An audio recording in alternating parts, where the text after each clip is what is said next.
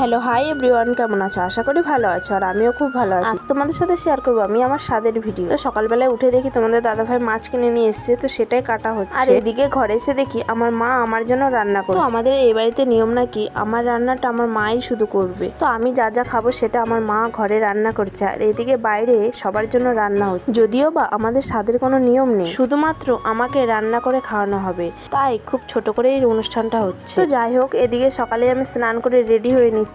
যেহেতু আমাদের এই বাড়িতে নিয়ম যে আমি যে শাড়িটা পরে খাবো, তো সেই শাড়িটা আর কখনোই পরা হবে না।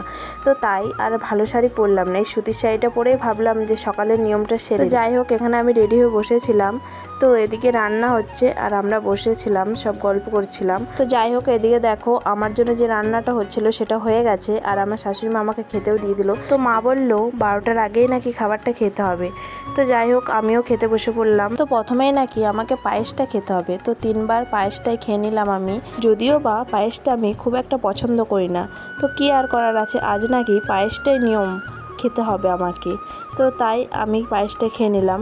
এরপরে আমার ভাগ্নেকেও একটু খাইয়ে দিলাম। তো ও আমার মতন পায়েসটা একদমই খেতে চাইছিল না, তো সবাই বোঝানোর পর একবার একটুখানি মুখে দিল। তো তারপর একে একে আমার বোনদেরকেও খাইয়ে দিলাম। তো যাই হোক, আজকের ভিডিওটা এই পর্যন্ত। তোমরা যদি আমার স্বাদের দ্বিতীয় পার্ট দেখতে চাও অবশ্যই কমেন্ট করে জানাবে। ততক্ষণ ভালো থেকো, সুস্থ থেকো, দেখা হচ্ছে নেক্সট ভিডিওতে।